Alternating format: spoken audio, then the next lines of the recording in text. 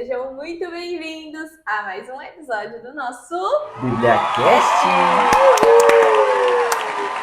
E hoje, minha gente, vamos continuar a nossa leitura sobre Segunda Reis. Lembrando que no episódio anterior a gente começou 2 reinados. No reinado de Israel, a gente começou com Jeoacás e no reinado de Judá com Joás, tá? Então hoje a gente vai ler 2 Reis 12, 13 e 2 Crônicas 24. E no final a gente vai fazer a nossa análise de tudo que a gente vai ler hoje para te ajudar ainda mais na sua compreensão da leitura, tá bom? Então fica com a gente até o final e abra sua Bíblia aí em 2 Reis 12. Joás repara o templo. No 7º ano do reinado de Jeú, Joás começou a reinar e reinou 40 anos em Jerusalém. A mãe dele chamava-se Zíbia e era de Berseba. Joás fez o que é justo aos olhos do Senhor durante todos os anos em que o sacerdote Joiada o orientou. Contudo, os santuários locais não foram removidos. O povo continuava a oferecer sacrifícios e a queimar incensos neles. Joás ordenou aos sacerdotes: reúnam toda a prata trazida como dádiva sagrada ao templo do Senhor, a prata recolhida no recenseamento, a prata recebida de votos pessoais e a que foi trazida voluntariamente ao templo. Cada sacerdote recolha a prata de um dos tesoureiros para que repare qualquer parte danificada que houver no templo. Contudo, no 23º ano do reinado de Joás, os sacerdotes ainda não haviam feito os reparos no templo. Por isso, o rei Joás chamou o sacerdote Joiada e os outros sacerdotes e lhes perguntou: por que vocês não estão reparando os danos no templo? Não recolham mais prata com os seus tesoureiros, mas deixem-na para as reformas. Os sacerdotes concordaram em deixar de receber prata do povo e em não serem os encarregados dessas reformas. Então, o sacerdote Joiada pegou um cofre, fez um furo na tampa e colocou-o ao lado do altar, à direita de quem entra no templo do Senhor. Os sacerdotes que guardavam a entrada colocavam no cofre toda a prata trazida ao templo do Senhor. Sempre que havia uma grande quantidade de prata no cofre, o escriba real e o sumo sacerdote vinham, pesavam a prata trazida ao templo do Senhor e a colocavam em bolsas. Depois de pesada, entregavam a prata aos supervisores do trabalho no templo. Assim, pagavam aqueles que trabalhavam no templo do Senhor, os carpinteiros e os construtores, os pedreiros e os cortadores de pedras. Também compravam madeira e pedras lavradas para reparar os danos feitos no templo do Senhor e cobriam todas as outras despesas da reforma. A prata trazida ao templo não era utilizada na confecção de bacias de prata, de cortadores de pavio, de bacias para aspersão, de trombetas, nem de nenhum outro utensílio de ouro ou de prata para o templo do Senhor. Era usada como pagamento aos trabalhadores, e eles a empregavam para o reparo do templo do Senhor. Não se exigia prestação de contas dos que pagavam os trabalhadores, pois agiam com honestidade. No entanto, a prata das ofertas pela culpa e das ofertas pelo pecado não era levada ao templo do Senhor, pois pertenciam aos sacerdotes. Nessa época, Azael, rei de Arã, atacou Gate e a conquistou. Depois, decidiu atacar Jerusalém. Então Joás, rei de Judá, apanhou todos os objetos consagrados por seus antepassados, Josafá, Jeorão e Acasias, rei de Judá, e os que ele mesmo havia consagrado, além de todo o ouro encontrado nos tesouros do templo do Senhor e do palácio real, e enviou tudo a Azael, rei de Arã, que assim se retirou de Jerusalém. Os demais acontecimentos do reinado de Joás e tudo o que realizou constam nos registros históricos dos reis de Judá. Os seus oficiais conspiraram contra ele e o assassinaram em Bet-Miló, no caminho que desce para Sila. Os oficiais que o assassinaram foram Josabade, filho de Simeate, e Jeozabade, filho de Somer. Joás morreu e foi sepultado com os seus antepassados na cidade de Davi. E Amazias, o seu filho, sucedeu como rei. Segunda Reis 13. O reinado de Jeoacás, rei de Israel. No 23º ano do reinado de Joás, filho de Acasias, rei de Judá, Jeoacás, filho de Jeú, tornou-se rei de Israel em Samaria e reinou 17 anos. Ele fez o que o Senhor reprova, seguindo os pecados de Jeroboão, filho de Nebate, levara Israel a cometer, e não se afastou deles. Por isso a ira do Senhor se acendeu contra Israel, e por longo tempo ele os manteve sob o poder de Hazael, rei da Síria, e de seu filho Ben-Hadad. Então Jeoacás buscou o favor do Senhor, e este o atendeu, pois viu quanto o rei da Síria oprimia Israel. O Senhor providenciou um libertador para Israel, que escapou do poder da Síria. Assim, os israelitas moraram em suas casas como anteriormente, mas continuaram a praticar os pecados que a dinastia de Jeroboão havia levado Israel a cometer, permanecendo neles. Inclusive, o poste sagrado permanecia em pé em Samaria. De todo o exército de Jeoacás só restaram 50 cavaleiros, 10 cavalos de guerra e 10.000 soldados de infantaria, pois o rei da Síria havia destruído a maior parte, reduzindo-a a pó. Os demais acontecimentos do reinado de Jeoacás, os seus atos e tudo o que realizou, estão escritos nos registros históricos dos reis de Israel. Jeoacás descansou com seus antepassados e foi sepultado em Samaria. Seu filho Jeoás foi o seu sucessor. No 37º ano do reinado de Joás, rei de Judá, Jeoás, filho de Jeoacás, tornou-se rei de Israel em Samaria e reinou 16 anos. Ele fez o que o Senhor reprova e não se desviou de nenhum dos pecados de Jeroboão, filho de Nebate, levara Israel a cometer, antes permaneceu neles. Os demais acontecimentos do reinado de Jeoás, os seus atos e as suas realizações, inclusive sua guerra contra Amazias, rei de Judá, estão escritos no livro dos registros históricos dos reis de Israel. Jeoás descansou com seus antepassados, e Jeroboão o sucedeu no trono. Jeoás foi sepultado com os reis de Israel em Samaria. Ora, Eliseu estava sofrendo da doença da qual morreria. Então Jeoás, rei de Israel, foi visitá-lo, e curvando sobre ele, chorou, gritando: meu pai, tu és como os carros e os cavaleiros de Israel. E Eliseu lhe disse: traga um arco e algumas flechas. E ele assim fez. Pegue o arco em suas mãos, disse ao rei de Israel. Quando pegou, Eliseu pôs suas mãos sobre as mãos do rei e lhe disse: abra a janela que dá para o leste e atire. O rei o fez, e Eliseu declarou: esta é a flecha da vitória do Senhor, a flecha da vitória sobre a Síria. Você destruirá totalmente os arameus em Afec. Em seguida, Eliseu mandou o rei pegar as flechas e golpear o chão. Ele golpeou o chão 3 vezes e parou.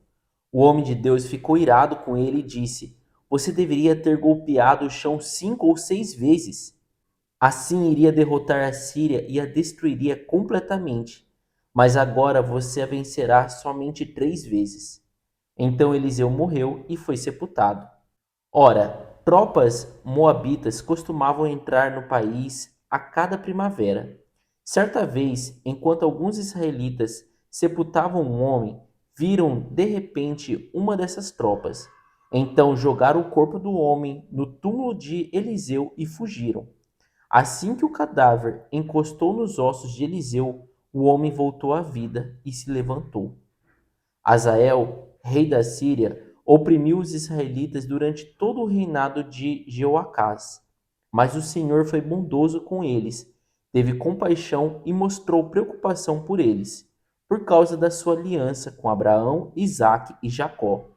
Até hoje ele não se dispôs a destruí-los ou a eliminá-los da sua presença. E Hazael, rei da Síria, morreu, e seu filho Ben-Hadad foi o seu sucessor.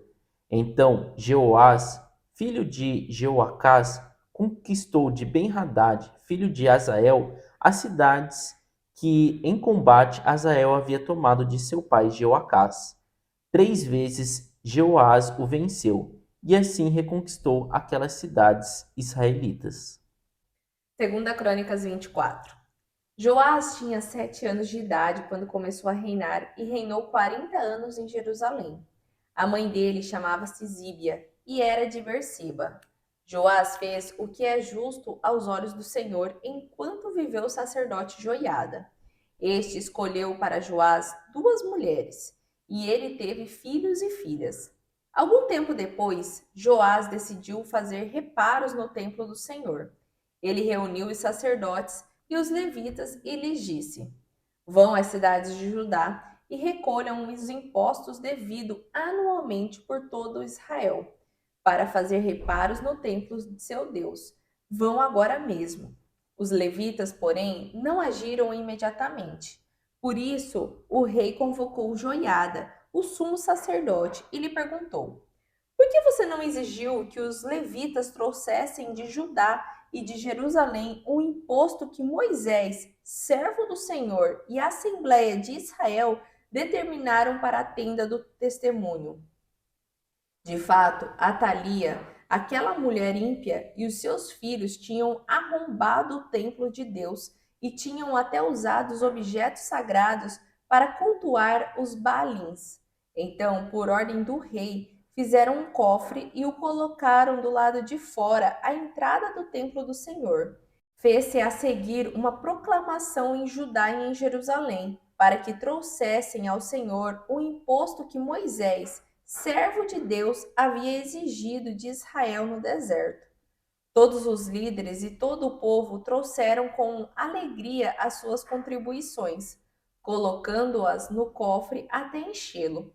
Sempre que os levitas levavam o cofre até os supervisores do rei, e estes viam que havia muita prata, o secretário real e o oficial do sumo sacerdote esvaziavam-no e o levavam de volta.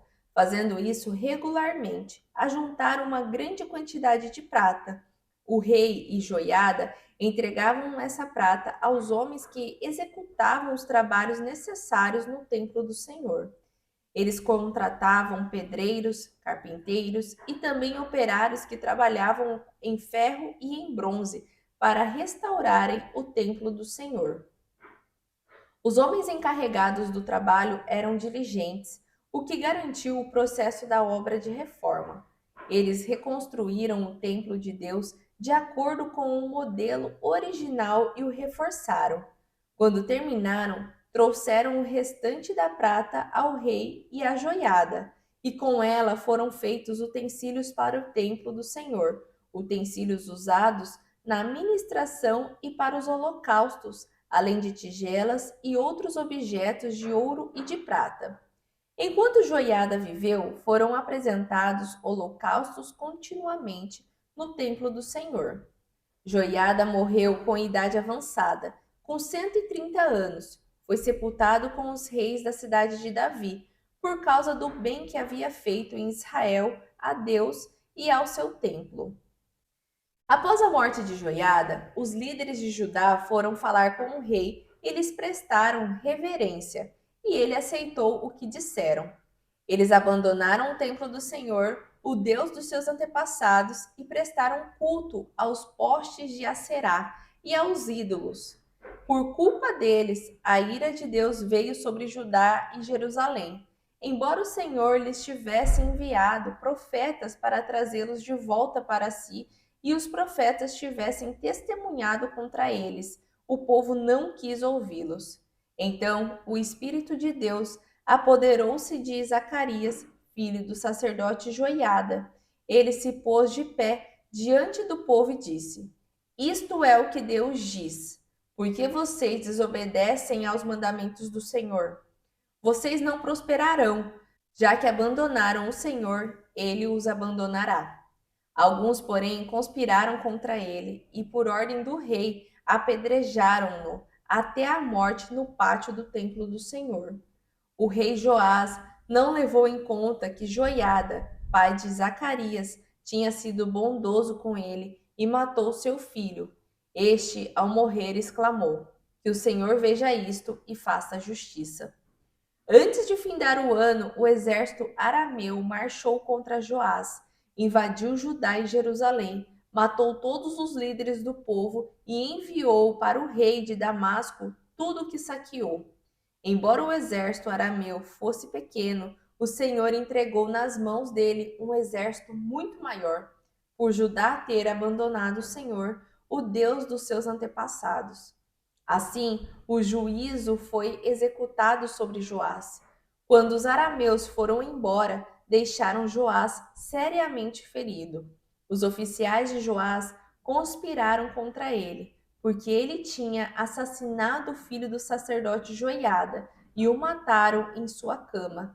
Assim, ele morreu e foi sepultado na cidade de Davi, mas não nos túmulos dos reis. Os que conspiraram contra ele foram Zabade, filho da amonita Simeate, e Jeozabade, filho da amonita Sinrite.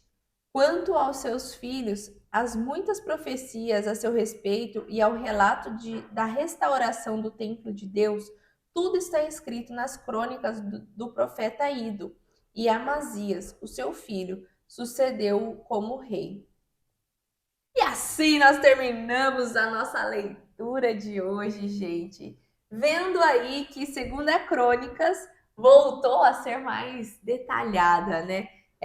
Falou sobre o mesmo episódio, né? Segunda Reis 12 e Segunda Crônicas 24. Porém, Segunda Crônicas 24 fala mais detalhado, tá? Então a gente vai ficar aí hoje na nossa explicação em Segunda Reis 13, que é um outro assunto, e Segunda Crônicas 24, tá bom?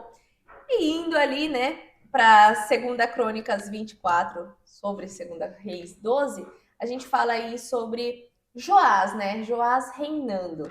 E recapitulando sobre o episódio anterior, Joás foi o filho ali salvo, né, pela mulher de Joiada, que era o sumo sacerdote, para ele não ser morto no momento ali que Jeú estava matando todo mundo ali da família. E a mãe dele também estava matando, né? Que era a Thalia, né? A Thalia para poder reinar, né? Aquela mulher doida lá, ela reinou. Então, era a avó de Joás naquele caso. Então, se não tivesse nenhum neto ali para estar reinando, ela ia reinar. Então, por isso que ela mesma matou todos os filhos do filho dela, né? Então, pensa que doidura que foi.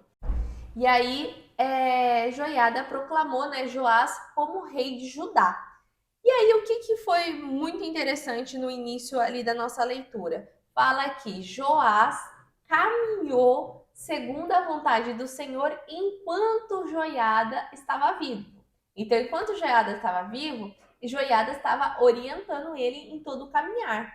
Porém, quando Joiada faleceu, né, que era o sumo sacerdote que protegeu ele, veio outras pessoas, né, outros comandantes saudar Joás ali e desviou Joás do caminho. E aí Joás começou a adorar ídolos, postes e tudo mais, e fazer o que era mal aos olhos do Senhor. E ele fazendo isso, o Senhor virou as costas dele também. Então, isso que a gente viu bem mais detalhado em 2 Crônicas 24, porque no 12 só falava assim, Joás fez o que era bom até o momento que Joiada estava vivo, né?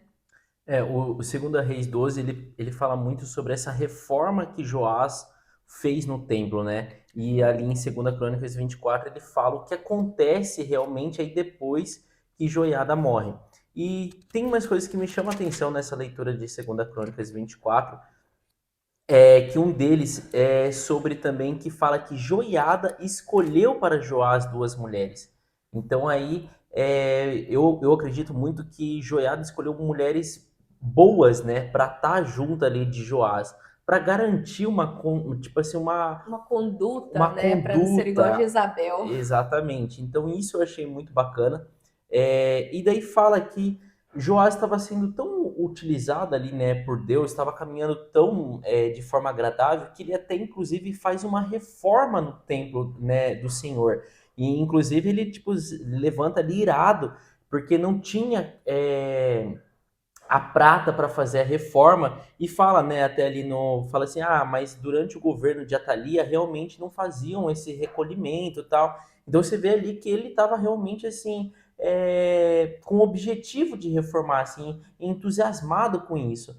Mas a gente vê, né, ali a partir do versículo 17, que após a morte, né, de Joiada, fala que ele dá ouvido, né, a outros ali, né, outros conselheiros ali, né, outros auxiliares e pronto, já desvia, né? Já desvia totalmente e ele já começa a adorar outros deuses assim, né? Já desvia totalmente. E o legal é que Deus ainda manda profetas, né, para alertar ele. É tipo assim, eu sei que você era um moleque antes, né? Então eu vou continuar tentando te alertar. E tanto é que levanta do meio das pessoas ali, por meio do Espírito de Deus, no filho de Joiada, que era Zacarias, e Zacarias fala, né, que Deus está virando as costas, né, e explica tudo. E aí o que Joás faz?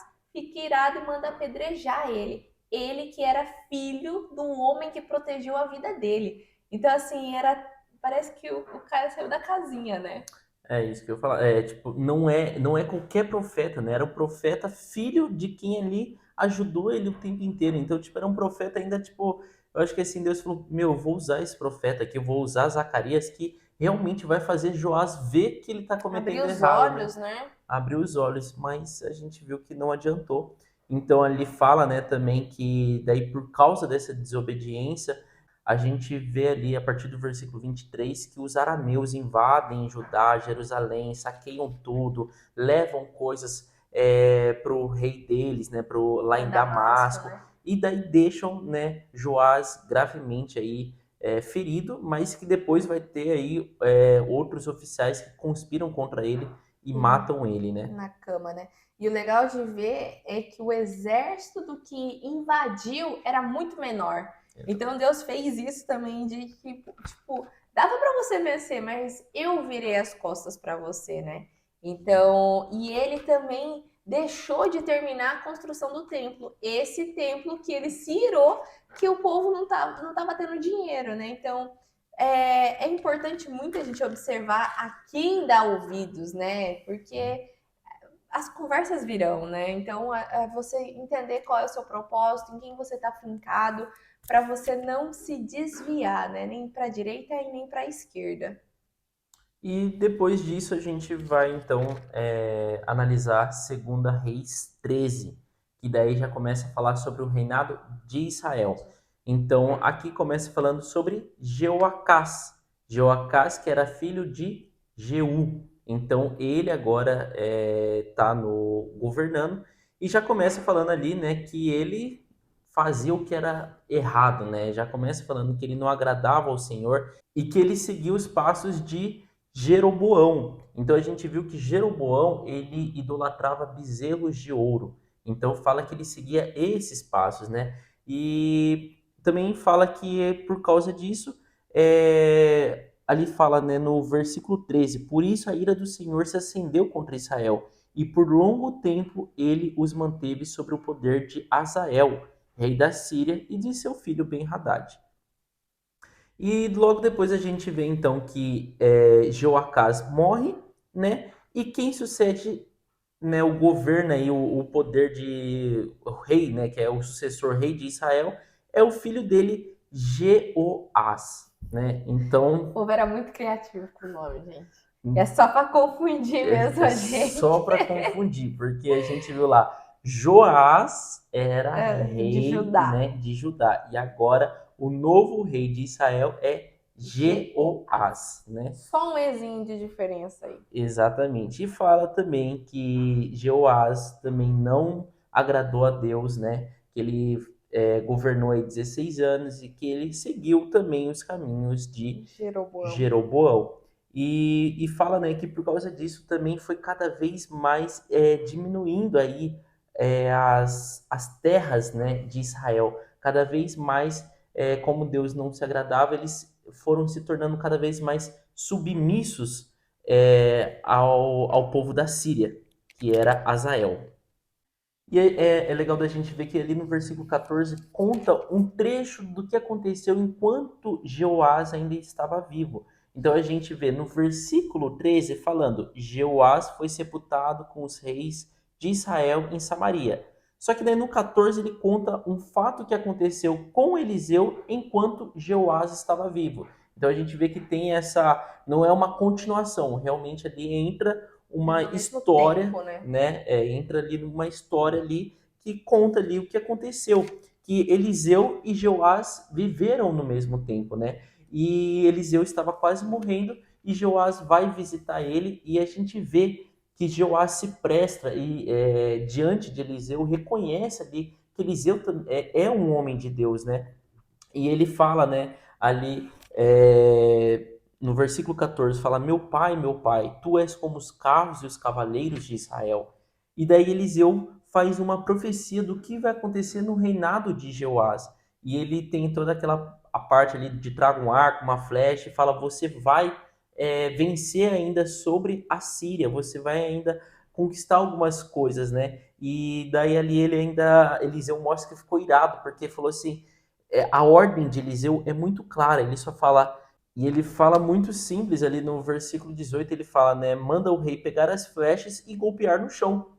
E fala que ele só golpeia 3 vezes. E daí Eliseu fala, mas por que você golpeou só 3 vezes? Eu falei, golpeie, né? Tipo assim, mostra aí qual que é a tua vontade realmente, né? E ele, tipo, né, parece e fala assim, infelizmente você só vai vencer 3 vezes. Se você vencesse 5, tivesse golpeado 5 ou 6 vezes e vencesse 5 ou 6 vezes contra a Síria, provavelmente você se tornaria independente da Síria. Mas com 3 vitórias você só vai conquistar algumas cidades, né? E daí ele continua explicando que se cumpre isso, né? Porque fala que daí quando Azael morre e o filho dele, Ben-Hadad, assume, Jeoás luta com ele 3 vezes e conquista algumas cidades israelitas. Mas também tem um trechinho ali, né? Muito, eu falo assim, diferente, né? Mas é engraçado falando que estavam carregando o corpo de ele, não, perdão, Um corpo qualquer, né? estavam carregando um corpo qualquer, né? Que iam fazer um sepultamento e ver ali sendo invadida a terra, né, dos israelitas, né? Os arameus estão invadindo e daí jogam o corpo no chão e saem correndo, fugindo, né, daquele exército inimigo que está se aproximando. E esse corpo cai exatamente aonde Eliseu estava, né, onde estava o corpo de Eliseu, onde Eliseu tinha sido sepultado, e o corpo no mesmo momento volta à vida, aquele cadáver voltou a viver. Coisa de doido. Mas acho que é isso, né, que a gente tem para compartilhar sobre a leitura de hoje. Te falo já que a leitura do próximo episódio é um pouco mais longa, gente. A gente vai ler aí 2 Reis 14 e 15 e 2 Crônicas 25 a 27. Então já te convido para você curtir esse vídeo, se inscrever no nosso canal e ativar o sininho para você estar junto com a gente no próximo episódio, tá bom? Então nos vemos. Um beijo e tchau! Oiê! Parabéns! Você concluiu mais um episódio do nosso Bíblia Cast. Aqui do lado eu já deixei o quê? O nosso canal para você estar se inscrevendo e aqui abaixo o sininho para você já deixar ativado e ser notificado sempre quando a gente lançar o próximo episódio. E o próximo episódio já está aqui também para você estar assistindo e crescendo cada vez mais espiritualmente, viu? Então vai lá, já clica aqui e já assista o próximo episódio. Nos vemos! Tchau!